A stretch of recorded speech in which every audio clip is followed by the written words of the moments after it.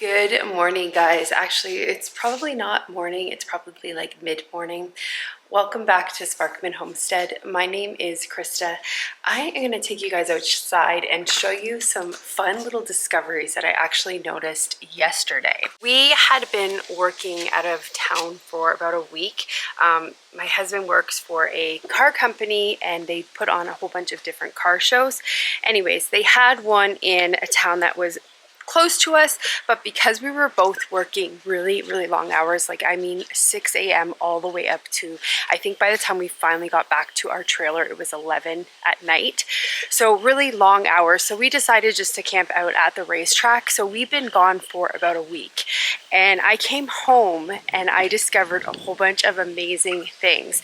We've definitely been on a cool down now. Our nights are getting pretty cooler, like we're in the mid 50s, which has been really nice for sleeping. I love sleeping with the window and having that nice cool breeze come in. I think my garden now has finally woken up and it is just starting to really flourish, which is really weird. Normally in September my garden is done and I'm like almost pulling stuff out of it, but stuff has come to life. It is amazing. I have a whole bunch of watermelons growing. It's so cool.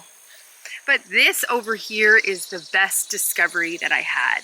I was 100% convinced that I was not going to get any squash this year, and so I just said this is not a squash year, and I was just I was okay with it. I wasn't happy about it because squash store is amazing, but then when I checked yesterday I found this. Look at what's hiding in here. Oh, we have one there. We have a little baby one right here.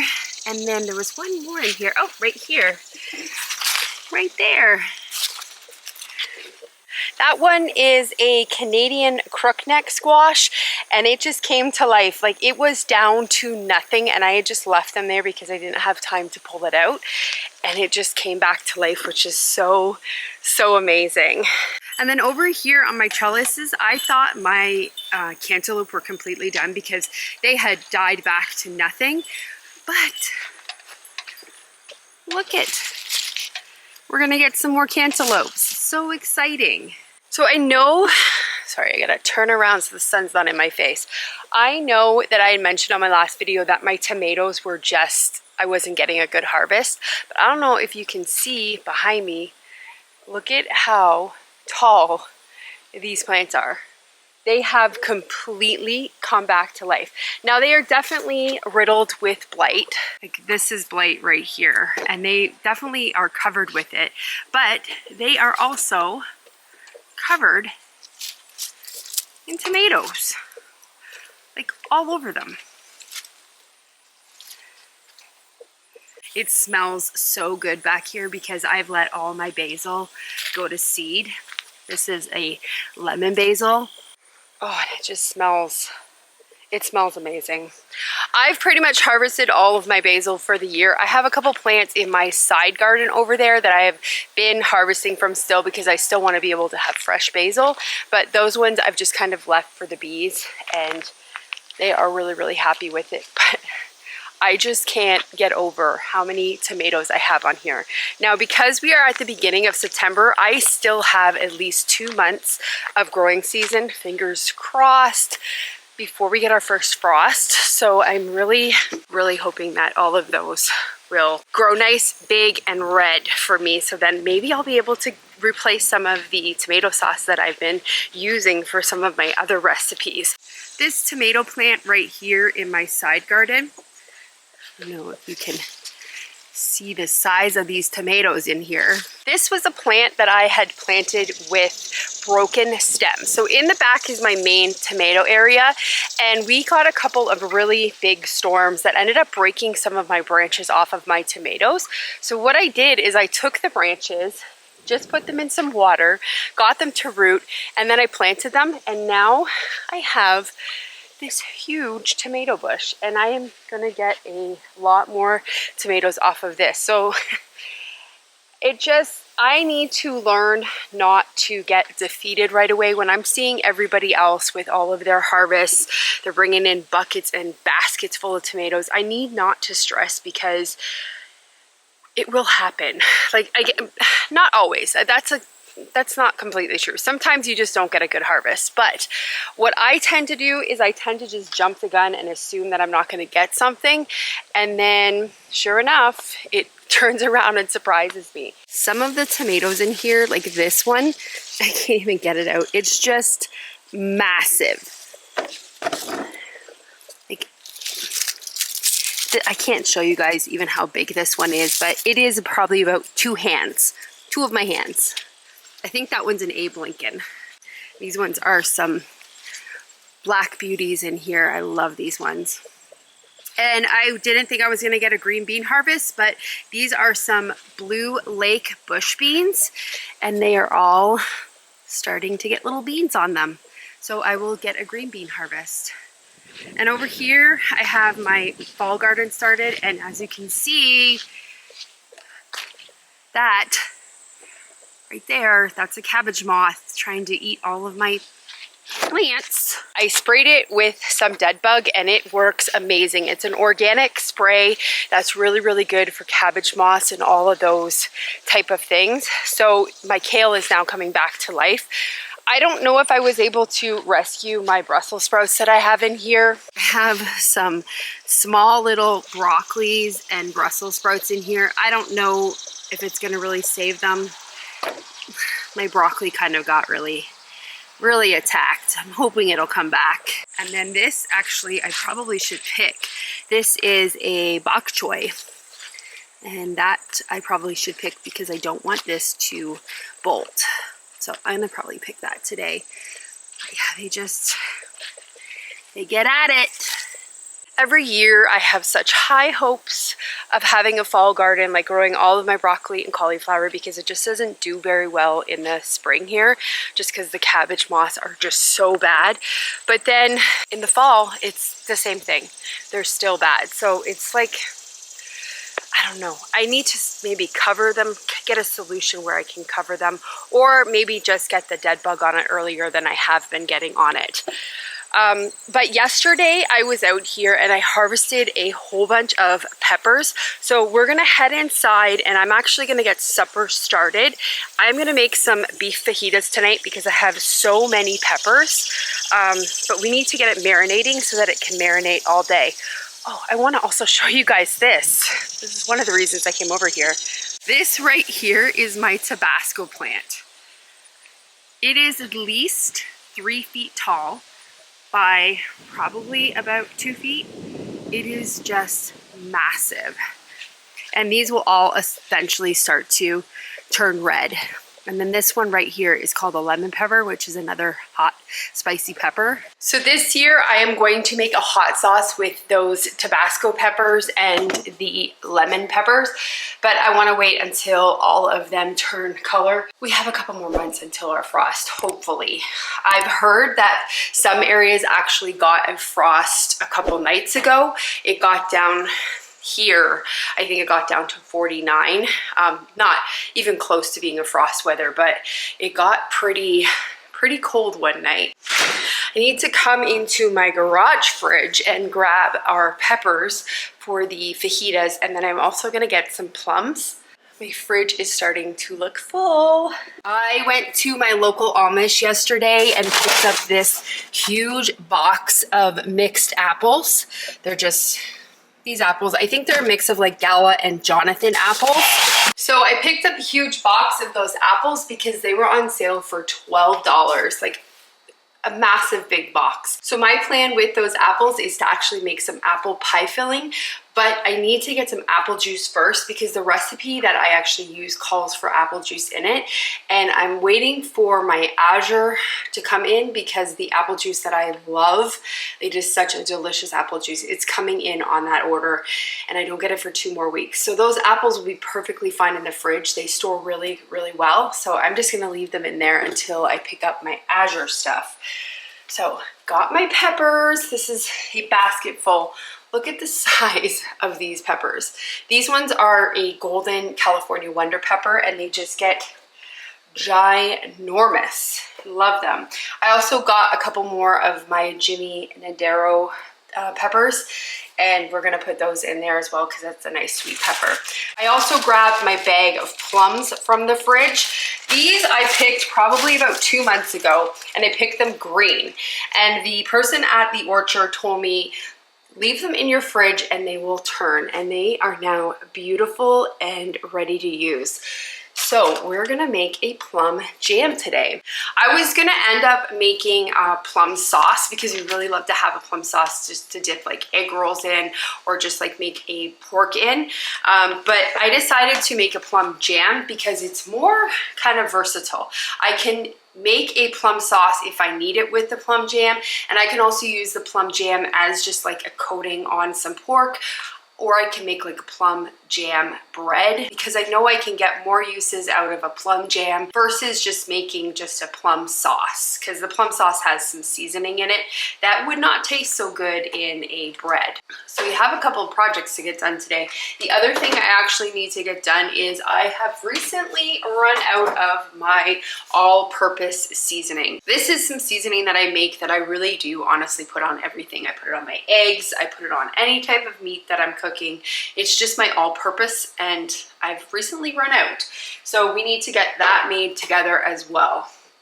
So let's get started on the beef fajitas because I want those to marinate all day. I think I've actually done a video on this before showing you guys how I make this fajita recipe. It is so easy. You can even do this the night before. It is just a really quick come together meal, and it just tastes really good. I got the original recipe from Pioneer Woman. I've definitely adapted it to kind of what we like in it. So I will leave the original recipe linked for you guys. But this is kind of my little take on how I've made it my own style. I'm trying to decide if I actually want to double this or not. I usually end up doubling this because I like a really saucy mix. So we probably will double it. So I need to go into the pantry and grab another Worcestershire sauce because we're almost out of that one.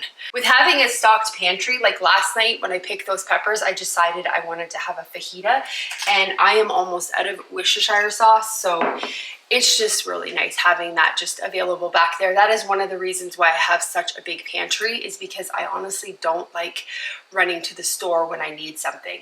And we only have access really to a couple of grocery stores in our small town. We have a Walmart, a Piggly Wiggly, and a Priceless IGA. Priceless IGA actually is a really wonky store because they charge you 10% on your receipt. You know how they have the price listed by the item of how much it is?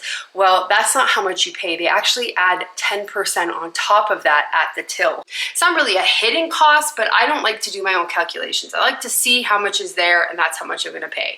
So I don't end up shopping at Priceless IGA. So it's just pretty much Piggly Wiggly, which has zero organic stuff there. And they have a really limited, because it's such a small Piggly Wiggly, they have super limited choices on stuff. So I don't really shop there. So Walmart's my only option. And again, that barely has organic stuff. So anyways, I just like to have a stocked pantry so I don't have to go all the way into either Nashville or Bowling Green to get my stuff. So we are going to start with 1 cup of olive oil. If you are only making one of these recipes, because again, I'm doubling it, you're gonna use half a cup. And you don't need to use olive oil, you can use avocado oil. That's actually usually what I use, but I just have this available right now. So we'll put this into a medium-sized bowl, and then we're gonna add 6 tablespoons of Worcestershire sauce. And then 1/3 cup of lime juice. Actually, I need to double that. And this is all I'm using. The recipe does call to use a freshly squeezed lime juice, but this is what I've always used and it works perfect. And then we need 2 tablespoons of cumin, 2 tablespoons of a chili powder. And this is actually a medium chili powder. I thought I was ordering a mild, but it was medium, so it does have a little bit of spice to it. So the next ingredient is about 1/2 teaspoon of red pepper flakes, but because my chili powder is just a little bit more spicy, instead of doubling the 1/2 teaspoon, I'm just gonna add 1/2 teaspoon in here. 2 teaspoons of salt, 1 teaspoon of black pepper, and then it calls for 1 tablespoon of sugar. I'm just gonna use an evaporated cane sugar, and instead of doubling the sugar, I'm just gonna add 1 tablespoon instead of the 2 tablespoons. You don't even need to add it. I sometimes don't add it, sometimes I do. It doesn't really make a huge difference. And then we're just gonna whisk this together. Actually, we need to get some garlic in there also. So the recipe calls for 3 cloves of garlic. This is just my frozen pre-cubed garlic. So I'm probably just gonna add a couple tablespoons of that in there. I really like the garlic. I might add a touch bit more. Okay, so that is it for the marinade. I'll get this back in my freezer. And now we're gonna slice our beef. So I am gonna use a sirloin tip steak. You can use like a flank steak in this, a skirt steak, any type of steak. I've actually even used like a chuck roast in this. Now I wouldn't really recommend chuck roast because it does need a slower cooking time, and this you're kind of frying. But because you have that lime juice in there, it actually does help tenderize the meat a little bit. So you can kind of get away with using different cuts of steak. And I just happen to have the sirloin steak. We're almost out of our beef. We actually have another half of a cow coming in a couple of months. So I'm just trying to use up the rest that we have. So I found these in there, so we'll use this. And they're already like, you see how thin these already are, which is perfect. I like to make a little bit of an extra of this beef fajita because it actually freezes really, really well. So whatever we don't eat, I can just throw in a Ziploc baggie and put into the freezer. And then just when I want to use it, I can just throw it into a frying pan and just reheat it that way, and it's perfect. I'm just gonna cut these in half because I want to slice against the grain. I don't want the pieces too big either. I cut them about like this. That's perfect. So to marinate this, you can use a Ziploc baggie, but I'm actually using my vintage Tupperware marinator. This thing is so awesome. It has these little like things on the bottom and on the top of this thing, or on the top of the lid, and then you just put the lid on and you can actually go in and just flip it in your fridge and it works perfect. I love this. I actually have 2 of these.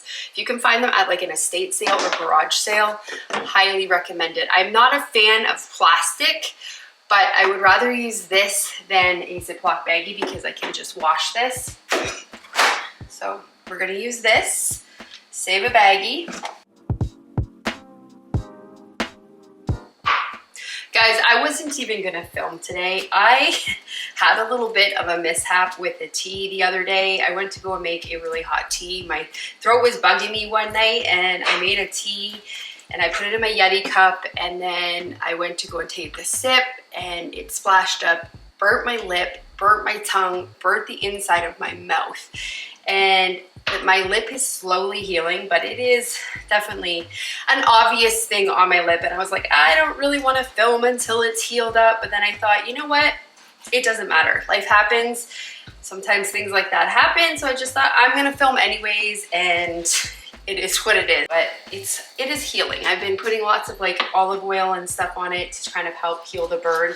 But yeah, it was brutal. Those Yetis keep your drinks hot. Really hot. Like I couldn't really eat for 2 days because my whole tongue was burnt. It's still almost like it's still recovering. The whole top of my mouth was also burnt. Like I don't know what I was thinking. I just thought it wasn't as hot, and I just took a big drink and it just splashed up, and yeah, horrible. Okay, just washed my cutting board. So we're gonna get probably, you know what? We'll just cut all of these because they need to go in the freezer anyways, so we'll just get them rinsed off, and then we'll cut these all up into strips. There's a couple bad spots on some of them, but it's okay, we can just cut them away.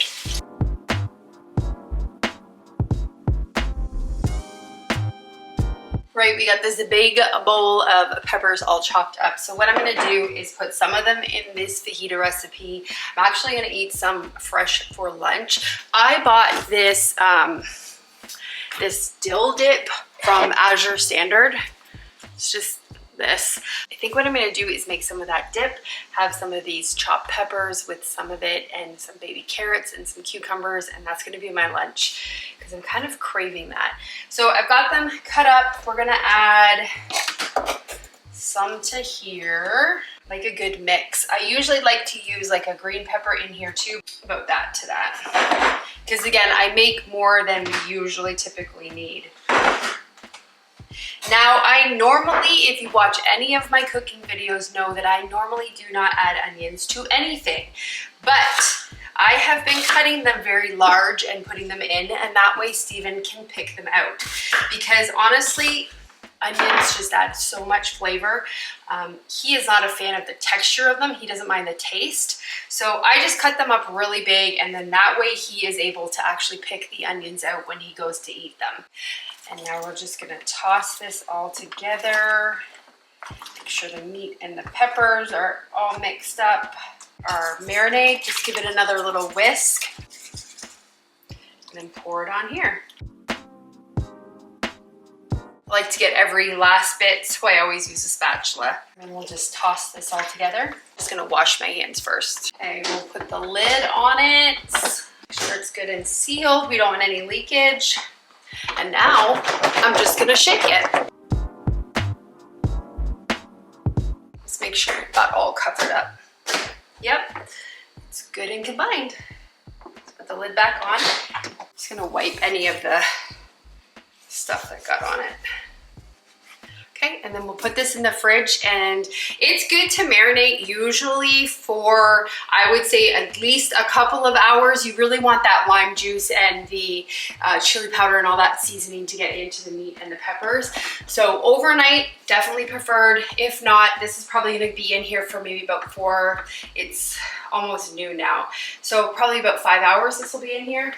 Steven bought a watermelon yesterday at the Amish, and he was carrying it in and it smashed on the driveway. So this is Steven's idea of cutting up a watermelon. All right, let's get the plum jam started. And what we'll do is, while the plum jam is cooking down, we can make our all-purpose seasoning. So the recipe we're gonna use to make this plum jam is, look here, it is in this ball canning book, and it is on page 30. So it does say that you can make this a low sugar option, which we're gonna do because I have Pomona's pectin, so I can put a little less sugar in it. Because I'm gonna be using this to make like a plum sauce, I do want it to be pretty sweet. I think I'm going to save my Pomona's pectin for other recipes, and I'm going to use this stuff because I need to get this used up. I've had this in here for a while. So this is just a low sugar one, so we can use a little less sugar also. We have our pectin. So what we need to do now is we need to get our plums all cleaned up. The recipe just states that 2 2/3 cup of finely chopped pitted plums. So we need to get these all washed. I don't know what's the quickest way to pit a plum. I have no idea. I guess just maybe cut it in half.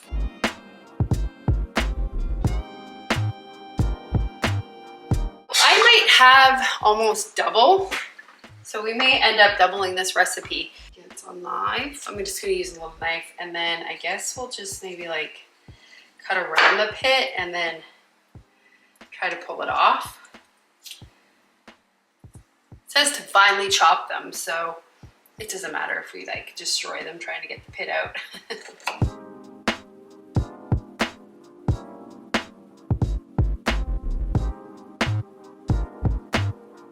This recipe says nothing about peeling them, so I'm gonna assume, because it doesn't mention anything about having them peeled, that these peelings are gonna be perfectly fine on here. I want to experiment with my little chopper here, and I want to see if it chops the plums. It does, and it gets them nice and really super fine. So I'm gonna do this instead of sitting here trying to chop all my plums up. We have them all chopped up. We have a huge bowl of them. So I just opened the Sure-Gel package, and I am reading the directions that come in the package, and the recipe is almost exactly the same as this one. So I'm just gonna use this one because it has a little bit more of a measurement. This one says 2 2/3 cup of finely chopped plums, and this recipe says 6.5 cups, which is more like what we have in here. So we're just gonna measure it out and see exactly how many we have right now. 1.5 cups, and this is what we're left with. I'm debating whether I just want to freeze this and I can use it in like smoothies. I don't know what I'm gonna do yet. If I'm just gonna add this and try to play with the measurements a little bit. I ended up adding all of the peaches in it. It was only an extra 3 cups of peaches. So what we're gonna do, we have all the peaches in here now. We're gonna add 3/4 cup of water into this mixture. If you're following the directions, you're just gonna add 1/2 cup of water. But because we added that extra 3 cups, I just wanna add just a little extra water. To stir it, bring it to a boil. Once it comes to a boil, we're gonna cover it and then we're gonna simmer it on a medium-low heat for 5 minutes. So let's wait for this to come to a boil. And this one also doesn't say anything about peeling the plums either. I'm thinking that the plums, probably their peeling is a little bit more easy to break down than, let's say, like a peach. I'm not positive on it. I'm just following the canning directions in both this book and this book, and neither of them actually say that you have to peel it. So we're gonna go with this. And apparently by following this, this makes about 8 cups. So we're gonna can these in a 1/2 pint jar. That's what I usually like to do my jams in. So I'm gonna use my countertop canner. This is a water bath canning recipe because it has so much sugar in it. We can safely water bath can this. So I'm gonna use this on the water bath canning feature. Get it all set up. Jam comes together really quickly, so you need to have your jars all prepped and ready kind of before you even start making the jam, because it really just is like boom, boom, boom, boom, boom. So you need to have everything prepped. This is come to a boil, so I am gonna just give it another little quick stir.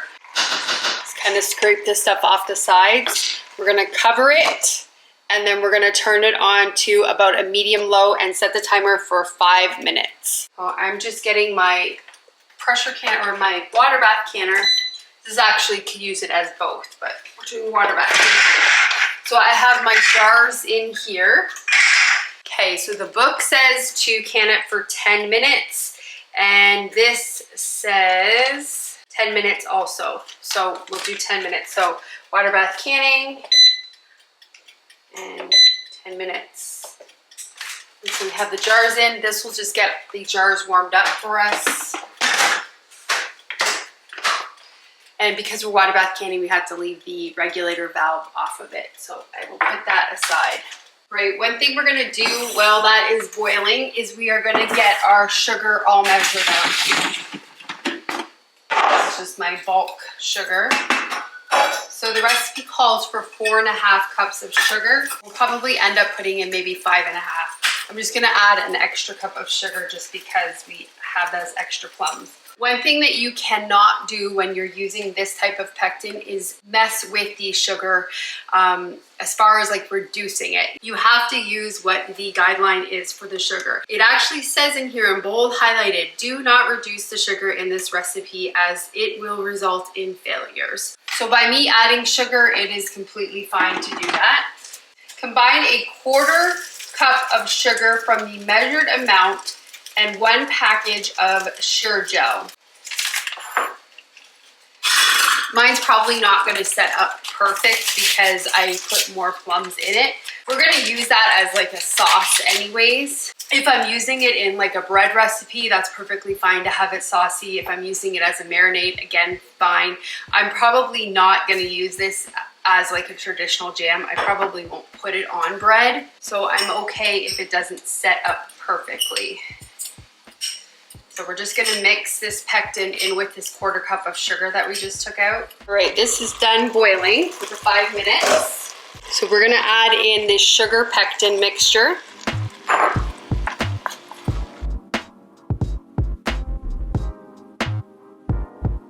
This is kind of chunky, and I'm really tempted just to put my immersion blender in here and just kind of mash these up a little bit. I'm just gonna do a quick immersion blend. That is way better. It's still a little chunky, but it is to the consistency that I really like. So Hopefully that was fine. So we have to add the rest of the sugar now because it is boiling to the point where I cannot stir it down. Like as I'm stirring it, it is still boiling really aggressively. So we're gonna add the sugar. We're gonna stir it in and then we're gonna bring it up to another boil that cannot be stirred down. And then once it gets to that point, we're gonna boil it for exactly 1 minute. We have a really good boil on this and you see how I can't stir it down. So I'm gonna set my timer for 1 minute now. Okay, let's take it off the heat because it's been 1 minute. Turn that off. And we need to get our jars out now because they are ready. All right, and we're gonna leave a 1/4 inch headspace. One thing that both recipes said you can do is if you wanna reduce the foam on top, you can actually put a little bit of butter in this and also scrape off the foam. I'm okay with having some of the foam in my canning jars. Never noticed it to cause them to be like going bad or anything. But if there was an excessive amount of foam, then definitely I would be scraping that off. But there is hardly any on here at all, just around the edges. We're gonna leave a 1/4 inch headspace. We're just gonna come in and just debubble them. Just using a chopstick to debubble them. I think this is actually gonna set up pretty good.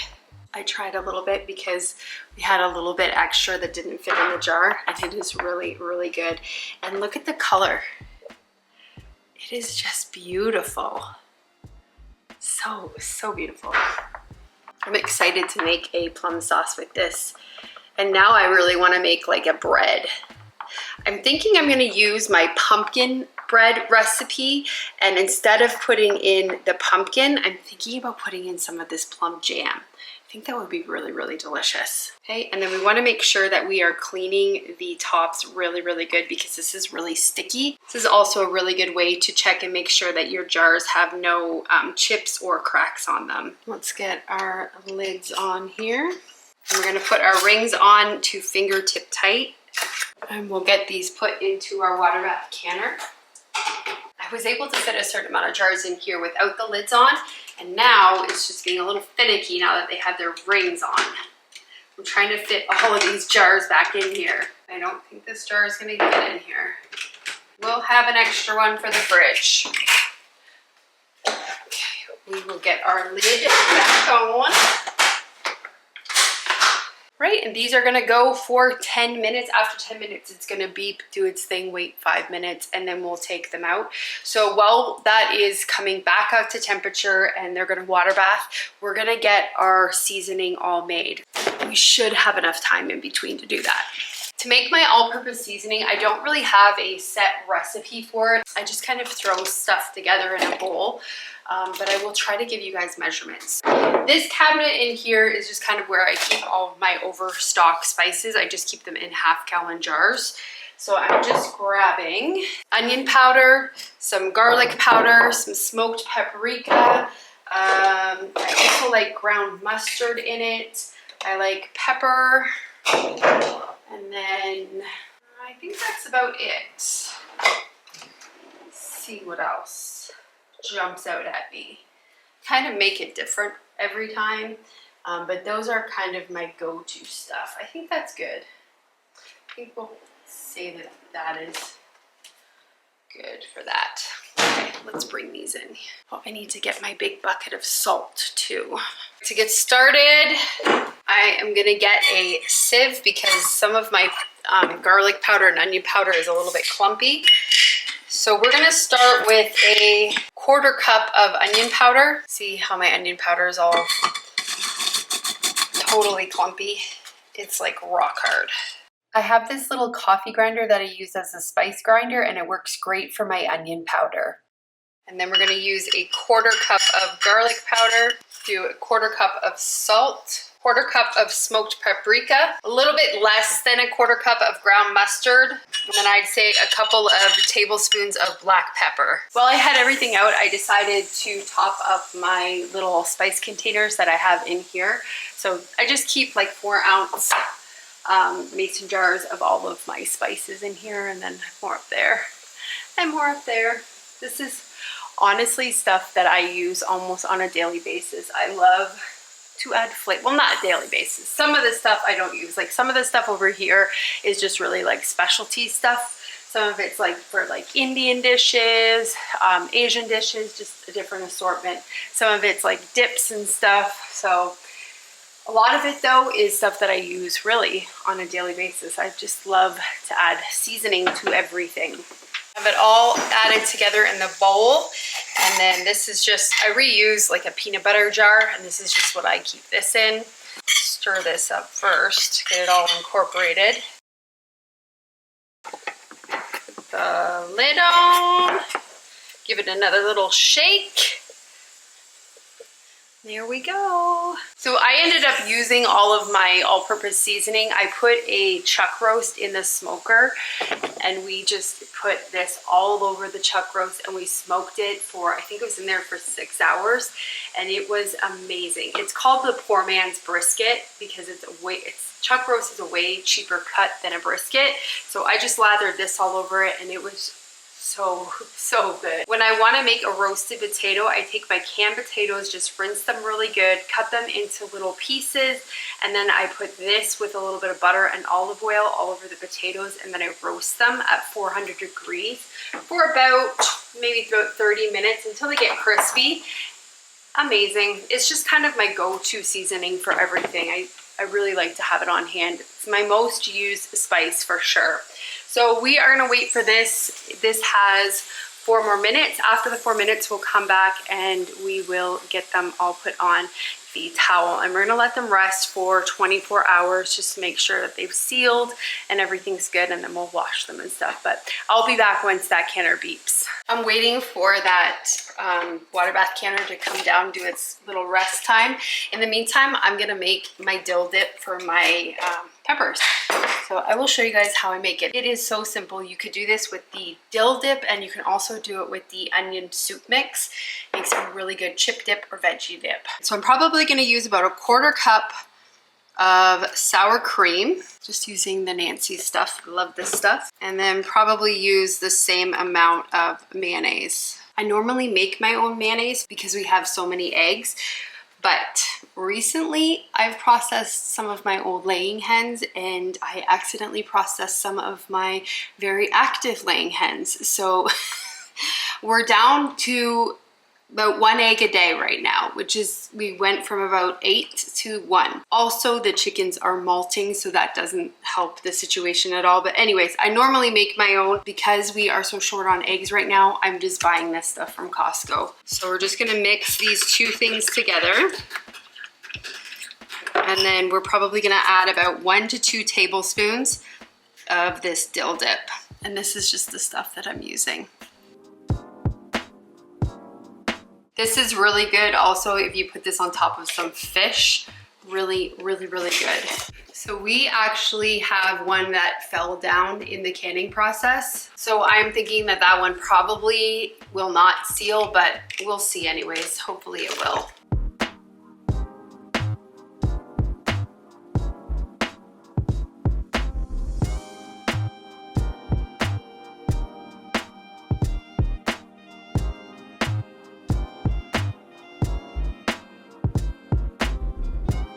I am happy that that project is done, because those plums, every time I opened their garage fridge, they were just like looking at me like, you need to do something with me. So I'm happy I got that project done today. I will come back later tonight and show you guys what the fajitas look like once they are all cooked, because again, I can't recommend that recipe enough. If you are short on time, that is a really, really quick and delicious meal to put together. It is supper time now, so I'm gonna show you guys how I make this beef fajita.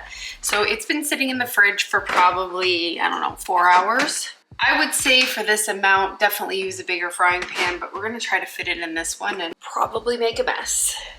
I was gonna put some oil, but I don't think I will. I'll just dump this all in. Waiting for it to get a little hot. I have clean hands, don't worry. Yeah, this is definitely not big enough. I need a bigger frying pan. I got my big Lodge. Switch it out to this one. So we're gonna heat this up. You don't wanna overcook it because you don't want the steak to get really, really tough. You just wanna kind of just cook it till it's just cooked. The other thing that I like to do is actually thicken it up a little bit with some arrowroot. I find that sauce is just too runny, and then it just makes a huge mess when you go to eat the fajita. So I'm gonna get some arrowroot out, and we are gonna make a little roux with it. And then once this starts to cook down a little bit and we notice that the peppers are getting a little soft, then we'll just add in the roux and it will thicken it up nicely. Oh, I just take a couple teaspoons, maybe tablespoons of the arrowroot. You can use cornstarch also as a thickener. Arrowroot is just a gluten-free option. And then I added about a 1/4 cup of water to this, and then you just want to stir it. It won't look like it's thick. It'll look like a really thin liquid, but as soon as you add it to the heat, that's what causes it to thicken up. That beef is looking very cooked, so we're gonna add this in to thicken it up a little bit. So this is all of the food. I totally did not film mine. Film mine. But it was good. I don't film mine. Steven making his. John's making his. Mine's not as pretty as Steve's. That's it. Good supper. So that's going to be it for today's video. Thank you guys so much for watching, and I hope you have a great day or night whenever you're watching this, and I will see you on the next video. Bye guys.